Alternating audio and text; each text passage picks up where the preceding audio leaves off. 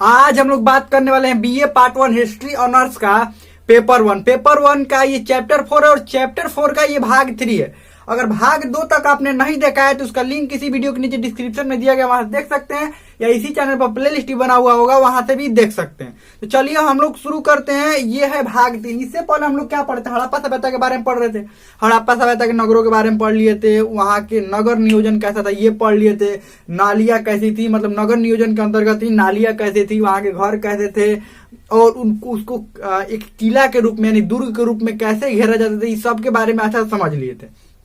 ठीक है, अब उसके एक एक स्थल को हम समझेंगे कि एक एक स्थल जो मिला वो कैसे मिला। जैसे मान लीजिए भारत के भारत इतना बड़ा देश है, इसमें बहुत सारे क्षेत्र है, बहुत सारे शहर है, तो सभी शहर की अपनी अपनी एक खास विशेषता होगी। देखिए भारत के सभी शहर लगभग एक जैसे ही हैं। एक जैसे का मतलब वहां पर जो लोग रहते हैं वो सब भारतीय ही हैं, और कुछ बहुत सारी चीजें ऐसी हैं जो कॉमन चीजें हैं, एक जैसे सभी लोग यूज करते हैं। ठीक है, जैसे उनका पहनावा हो गया, कुछ अलग हो सकता है, जैसे दक्षिण भारत के लोग कुछ अलग पहनते होंगे और उत्तर भारत के लोग कुछ और पहनते होंगे। इस त्योहारों के दिनों में सिर्फ होता है कि अलग अलग पहनावा हो जाता है, लेकिन नॉर्मल दिनों में लगभग पहनावा सेम रहता है, खान पान में थोड़ा सा अंतर हो जाता है, लेकिन बाकी सब कुछ काम करने का तरीका ये सब एक ही रहता है। ठीक है, लेकिन उस शहर के अपनी कुछ खास विशेषताएं होती है। ठीक ऐसे ही ये भी जो था सिंधु घाटी सभ्यता, ये भी इसकी भी बहुत सारी खास विशेषताएं थी, इसके भी अलग अलग शहर थे। ये सिंधु घाटी सभ्यता हो गया, इसके अलग अलग शहर थे, जैसे हड़प्पा हो गया, मोहनजोदड़ो हो गया, लोथल हो गया, चनहुदड़ो हो गया, ये राखीगढ़ी हो गया, ये सब अलग अलग इसके स्थल थे। ये अलग अलग स्थलों के अलग अलग विशेषताएं थी, ध्यान रखिएगा। तो सबसे पहले बात करेंगे, जो सबसे पहले स्थल कौन मिला था? हड़प्पा। सबसे पहले हड़प्पा की हम बात कर लेते हैं। हड़प्पा में क्या क्या मिला हुआ है? हड़प्पा कैसा था? जो स्थल मिला हुआ है हड़प्पा, ये कैसा था? आपको पता है कि ये कहां पर था? हड़प्पा की वर्तमान की स्थिति अभी कहां पर है? ये वर्तमान में ये किस नदी के किनारे है? रावी नदी के किनारे है। रावी नदी के किनारे है। और क्षेत्र कौन सा है? ये जो इसका क्षेत्र जो है वो मोंटगोमरी जिला, पाकिस्तान। कौन सा क्षेत्र है? मोंटगोमरी। ये कहां पर है? ये पाकिस्तान में, ध्यान रखिएगा, पाकिस्तान। वर्तमान में कहां पर है? पाकिस्तान में। हड़प्पा जो स्थल मिला हुआ है ये कहां पर है? रावी नदी के किनारे, मोंटगोमरी जिला, पाकिस्तान। लेकिन जब इसका खोज हुआ था, कब खोज हुआ था? 1921 में। इसका खोज कब हुआ था? खोज जब हुआ था 1921 में, क्या उस समय पाकिस्तान था? नहीं, 1947 में पाकिस्तान बना ना। 1921 में जब इसका खोज हुआ, जब अंग्रेजों का शासन था, तो पाकिस्तान थोड़ा था, तो भारत था। 1947 में वो पाकिस्तान वाला क्षेत्र हो गया ना, और इधर भारत वाला क्षेत्र हो गया। तो ये 1921 में खोज हुआ। ये रावी नदी के तट पर है, मोंटगोमरी जिला, पाकिस्तान में अभी वर्तमान में है। और इसका खोज किसने किया था? दयाराम साहनी ने किया था। अब यहाँ पर खोज के दौरान इनको क्या क्या मिला हुआ है उनकी बात कर लेंगे। यहाँ पर जब उत्खनन करवाया इन्होंने, टीला था, तो टीला का उत्खनन करवाया, तो यहाँ पर क्या क्या मिला हुआ है? सबसे पहले कॉमन बातें जो समझाए हैं वो आपको समझ में आ रहा होगा। दुर्ग का प्रमाण यहाँ पर भी मिला हुआ है। दुर्ग मतलब किला से ये घेरा हुआ था। एक बड़ा सा शहर, बड़ा सा नगर कह सकते हैं, उसको किला से घेरा हुआ था। और देखिए नगर कैसे होते थे। मान लीजिए हड़प्पा हो गया ना, तो हड़प्पा मान लीजिए ये हो गया, तो हड़प्पा को एक किला से चारों तरफ से घेरा हुआ था। ठीक है, और इस किले की चौड़ाई 35 फीट होती थी। कितनी फीट? 35 फीट इसकी चौड़ाई थी। चौड़ाई की बात करें तो 35 फीट। आप समझ सकते हैं 35 फीट कितना होता है, अपना अनुमान लगा लीजिएगा। और इसकी ऊंचाई जो थी, ध्यान रखिएगा, इसकी ऊंचाई जो थी, ऊंचाई की बात करें तो ये लगभग 46 फीट थी।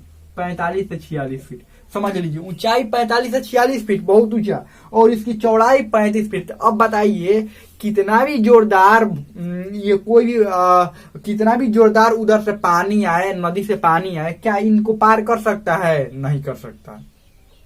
अगर एकदम ज्यादा जोरदार आए तो इसे तोड़ फोड़ सकता है, तो नदी का पानी कुछ भी तोड़ सकता है। लेकिन एक सामान्य तौर पर अगर बाढ़ जैसे आता है, ये सब नहीं तोड़ फोड़ सकता है। ठीक है, उनको बाढ़ से सुरक्षा मिल गई। साथ में ही क्या कोई भी लुटेरा, डाकू 46 फीट ऊंचाई पर चढ़ सकता है? और ऊंचाई पर चढ़ने के बाद, 46 फीट ऊंचाई पर चढ़ने के बाद भी ये कितना 35 फीट ये चौड़ा है, और 35 फीट चौड़ा जाने के बाद भी इधर भी आना पड़ेगा, तो इधर सभी लोग मौजूद होंगे, कैसे इतना ऊंचा चढ़ पाइएगा? नहीं हो सकता।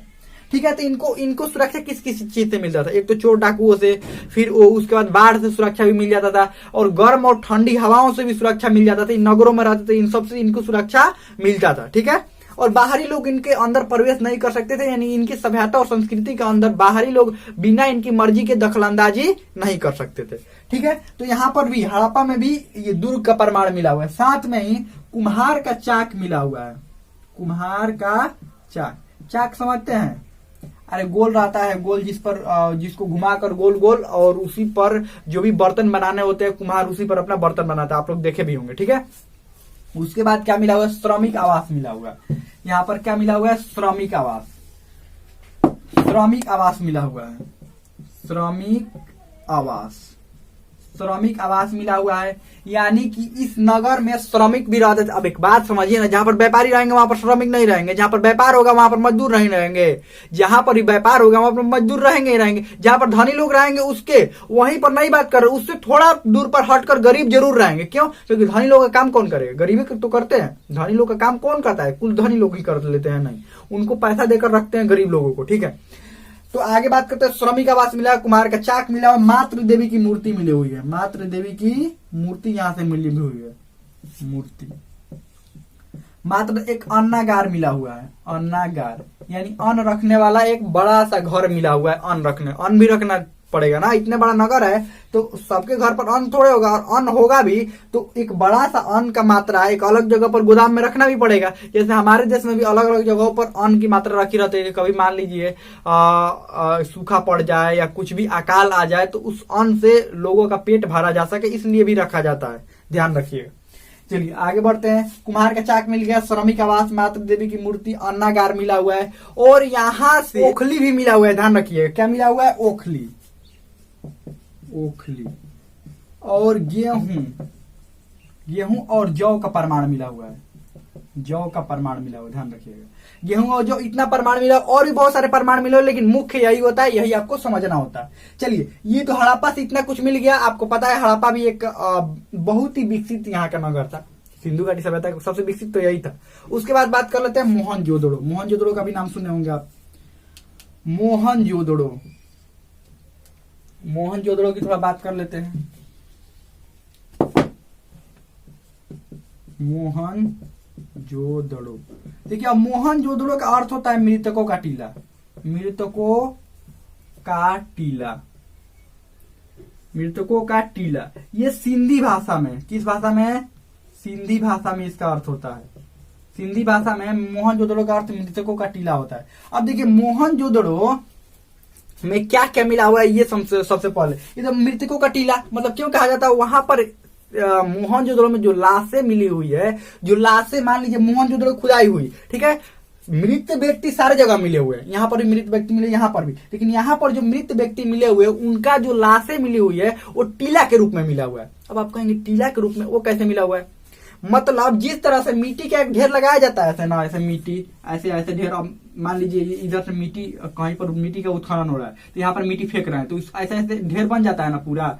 वैसे ही लाशों का ढेर एक के ऊपर एक सबके एक के ऊपर एक लाशें रखी हुई हैं। अब लाशें भी ऐसे हैं, तो कुछ लोगों के दिमाग में होगा कि अंतिम संस्कार की उनकी विधि होगी कि जो भी मरता होगा उसको एक ही जगह ले जाकर फेंक देते होंगे। तो एक ही जगह ले जाकर फेंकेंगे तो सब उनके हड्डियां सुरक्षित रहेंगी ना। मान लीजिए बाकी कुछ तो नहीं बच पाता, हड्डी सिर्फ बच पाता है, तो इनकी हड्डियां तो सुरक्षित रहनी चाहिए ना। लेकिन यहाँ पर क्या मिला हुआ? जो लाशें मिली हुई है और जिन उनकी हड्डियां मिली हुई है वो सब अंग भंग किया हुआ है। अंग भंग का मतलब समझते हैं? किसी का हाथ नहीं है, किसी के हाथ की हड्डी नहीं है, किसी का पैर का हड्डी नहीं है, किसी का कुछ नहीं है, किसी का कुछ, मतलब ये लगता है कि युद्ध का प्रमाण है। किसी ने इन लोगों को सबको मार कर और एक जगह पर किसी ने यहाँ पर क्या कर दिया? टीला बना दिया। किसी ने, एक व्यक्ति का काम नहीं होगा, बहुत सारे समूहों में मार कर और एक जगह इनको क्या कर दिए होंगे। मतलब युद्ध का प्रमाण, किसी के एक हाथ का हड्डी नहीं है, किसी के दोनों हाथ का हड्डी नहीं है, किसी का पैर का हड्डी नहीं है। मतलब अगर एक जगह लोग लाश जमा करते तो सबका हड्डी रहता, अंतिम संस्कार की अगर विधि रहती तो हड्डी थोड़े हटाते, सब चीज रहता। लेकिन यहाँ पर जो मिला हुआ है वो कैसे मिला हुआ है? किसी के हाथ गायब है, किसी का पैर गायब है, मतलब कुछ ना कुछ गायब है। यानी कि माना जाता है कि यहाँ पर युद्ध हुआ होगा और युद्ध के बाद क्या हुआ, जितने लोग मृत्यु हुए होंगे उनको एक जगह पर क्या कर दिया गया, रख दिया गया होगा। ठीक है, इसीलिए इनको मृतकों का टीला कहते हैं। अब देखिए दो को प्रमुख स्थल है, हड़प्पा और मोहनजोदड़ो। अब मोहनजोदड़ो ये कहां पर है? ये जो है ये सिंध प्रांत में है। किस प्रांत में? सिंध। ये सिंधु नदी के किनारे, पहले तो सिंधु नदी के किनारे है, सिंधु नदी के किनारे।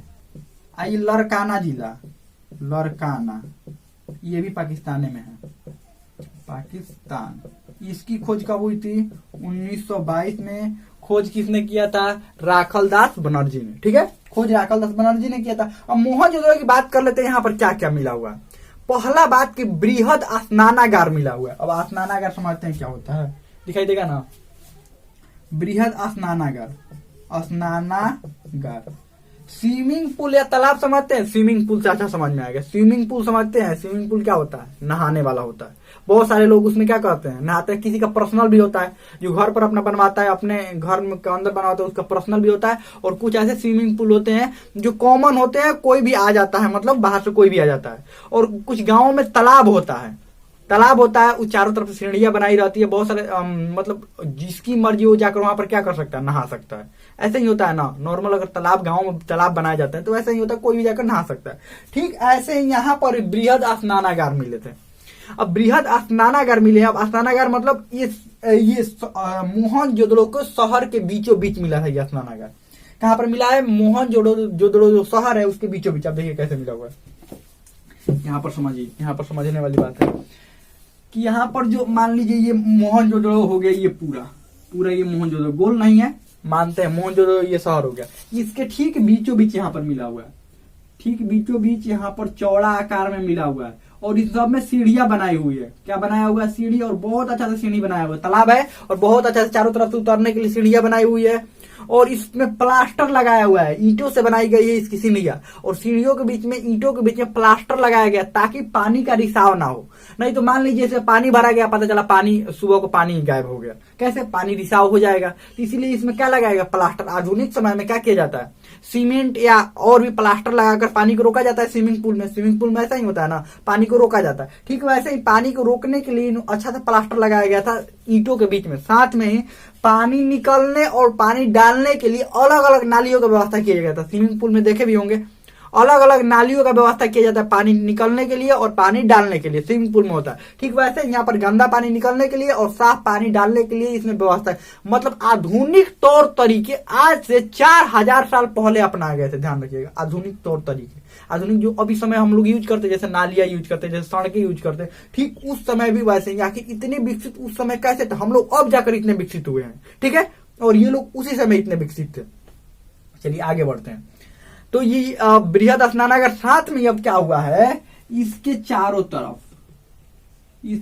तरफ क्या हुआ है? छोटे छोटे घर बनाए गए हैं, छोटे छोटे घर बनाए गए हैं, चारों तरफ छोटे छोटे घर बनाए गए। इससे ये अनुमान लगता है कि यहाँ पर घर बनाए गए हैं, तो इससे ये अनुमान लगता है कि ये छोटे छोटे घरों में यहाँ पर नहाने के बाद लोग कपड़ा बदलने के लिए जाते होंगे। तो छोटे छोटे घर क्यों बनाए गए होते? अनुमान ये लगाया जाता है कि इस स्नानागार में नहाने के बाद क्या करते होंगे लोग? कपड़े बदलने के लिए जाते होंगे। ठीक है, तो ये स्नानागार, एक बृहद स्नानागार शहर के बीचों बीच मिला हुआ है। ठीक है, और यहाँ पर कांसे की मूर्ति मिली हुई है, दिखाई देगा नीचे, कांसे की मूर्ति, कांसे की मूर्ति मिली हुई है। अब कांसा समझते हैं क्या होता है? कांसा क्या होता है? कांसा तांबा और टीन को मिलाकर एक बहुत ही बेहतरीन बन जाता है कांसा। कांसा क्या होता है? बहुत ही मजबूत हो जाता है। जब तांबा और टीन को मिलाते हैं तो कांसा बन जाता है। और कांसा से जो भी मूर्तियां, जो भी बर्तन बनाए जाते हैं तो बहुत ही बेहतरीन होते हैं। ध्यान रखिए, कांसे की मूर्ति मिली हुई है। तांबा का ढेर मिला हुआ है। यहाँ पर क्या मिला हुआ है? तांबा का ढेर मिला हुआ है। तांबा का ढेर मिला हुआ है। तांबा का ढेर, बस यही जो मुख्य बात है वो बता रहे हैं। और अन्नागार भी मिला हुआ है। अन्नागार, यहाँ पर भी अन्नागार मिला हुआ है, यहाँ पर भी अन्नागार मिला हुआ है। लेकिन ये जो हड़प्पा वाला अन्नागार से ये अन्नागार बड़ा था। कौन बड़ा था? मोहनजोदड़ो का जो अन्नागार था वो काफी बड़ा था इससे। हड़प्पा वाला अन्नागार मतलब अन्न रखने वाला गोदाम जो था वो काफी बड़ा था। किससे? ये हड़प्पा वाला से। ठीक है, इतना समझ में आ गया। इतना कुछ यहाँ से मिला हुआ, और भी बहुत सारी चीजें मिली हुई, लेकिन जो मुख्य बातें हैं वही हम लोग देखेंगे। ठीक है, आगे बढ़ते हैं। मोहनजोदड़ो के बाद देखते हैं चनहुदड़ो। इसको चनहुदड़ो, यहाँ पर एक बात समझिए, ये भी सिंधु नदी के किनारे है। सिंधु नदी किनारे मोहनजोदड़ो से 130 किलोमीटर की दूरी पर है, ध्यान रखिएगा। मोहनजोदड़ो से 130, और यहाँ पर दुर्ग का प्रमाण नहीं मिला हुआ। दुर्ग रहित ये जो स्थल है, बाकी सब लगभग दुर्ग से घेरा हुआ स्थल है। जो भी स्थल मिलते हैं सिंधु घाटी सभ्यता के, सब दुर्ग से घिरे हुए हैं, लेकिन ये दुर्ग नहीं मिला हुआ है यहाँ पर। अब यहाँ पर क्या क्या मिला हुआ है? मेकअप से संबंधित सामान मिला हुआ है। मेकअप संबंधित सामान मिला हुआ है। मेकअप संबंधित सामान में क्या क्या मिला? कंघी मिला हुआ है, लिपस्टिक मिला हुआ है, उसके बाद और सुई धागा भी मिला। ये तो मेकअप से संबंधित सामान नहीं है सुई धागा, लेकिन हाँ ये मेकअप से संबंधित, इसको अलग लिखते हैं। ये मेकअप का और भी दर्पण भी मिले हुए हैं, दर्पण समझते हैं, दर्पण भी मिला हुआ है। और यहाँ पर मिला हुआ सुई धागा भी मिला हुआ है, और यहाँ पर अलंकृत ईंटें भी मिली हुई है। और उसके बाद क्या मिला हुआ है? यहाँ पर अलंकृत ईंटों के साथ साथ यहाँ पर देखिए जितने भी ये चीज मिल रहे हैं, समझिए कि ये व्यापारिक, अधिकतर इसमें व्यापारिक चीज ही मिलेंगे, ध्यान रखिएगा। और मनका मिला हुआ है, यहाँ पर अलंकृत मनका भी मिला हुआ है। माप तौल वाला बटाखरा मिला हुआ है, माप तौल का बटाखरा मिला हुआ है, तौल बटाखरा। तो कुछ इतिहासकारों का मानना है कि ये औद्योगिक केंद्र था, उद्योगों वाला केंद्र, औद्योगिक केंद्र था। और एक और बात समझिए, जब ये औद्योगिक केंद्र था तो इतिहासकारों ने यह अनुमान लगाया है कि औद्योगिक केंद्र था, इसीलिए ये दुर्ग रहित था। औद्योगिक केंद्र होने के कारण ये दुर्ग रहित था। औद्योगिक मतलब उद्योग, व्यापार वाला। अब समझिए व्यापार वाला में क्या दिक्कत है? अगर बना देंगे, दुर्ग बना देंगे, अगर किला बना देंगे, तो समझिए कि मान लीजिए किला बनाकर नगर बसा दिए, और नगर बसा दिए, वो जगह यहाँ पर छोड़ दिए। किसी को यहाँ से सामान लेकर यहीं पर आना है, बाहर ये दुर्ग से निकलकर, और ये वाला रास्ता ऐसे ऐसे करके आना है, और यहाँ पर उसको आना है। तो अब उसको कहाँ, इधर से घूम कर, इधर जाकर, इधर आना पड़ेगा। क्यों? क्योंकि ये तो किला है। अब किला को ऐसे कैसे जा सकते? एक ही दरवाजा है, और किला को इधर से निकल कर ऐसे जाना पड़ेगा।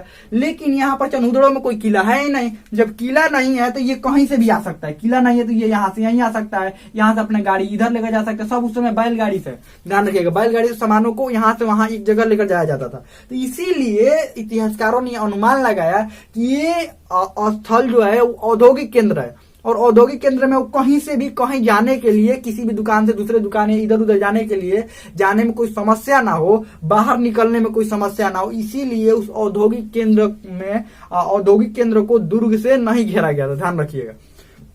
अब बाजारों में भी देखते होंगे कि सामान, जो अधिकतर व्यापारी सामान सोचते हैं कि जल्दी हम लेकर जल्दी सामान निकल जाए, कहीं से भी रास्ता इधर उधर घूम कर क्या करते हैं, लगता है कि निकल जाए। ठीक वैसे ही यहाँ के व्यापारी वैसे थे, तो इसीलिए यहाँ पर दुर्ग नहीं बनाया गया कि कहीं से भी कोई भी व्यापारी यहाँ सामान लेकर इधर निकल जाए, यहाँ सामान लेकर इधर निकल जाए, यहाँ सामान लेकर इधर निकल जाए। ठीक है, आगे बात करते, चनहुदड़ो के बाद लोथल की बात कर लेते हैं। लोथल के बाद करते हैं, लोथल क्या था और कैसे था, समझिए। ये लोथल है, और ज्यादा इसके स्थल के बारे में नहीं हम लोग को समझना है, लोथल के बारे में समझ लेंगे बस। और उसके बाद एक कालीबंगा के बारे में समझेंगे। तो लोथल के बारे में समझ लेते हैं। लोथल कहाँ पर है? लोथल ये गुजरात में है, अहमदाबाद गुजरात, अहमदाबाद जिला गुजरात में है ये, अहमदाबाद गुजरात। और इसके नदी का नाम भोगवा नदी के किनारे। ये माना जाता है कि लोथल एक व्यापारिक नगर ही था। साथ में ही यहाँ पर बंदरगाह, यहाँ पर क्या मिले हैं?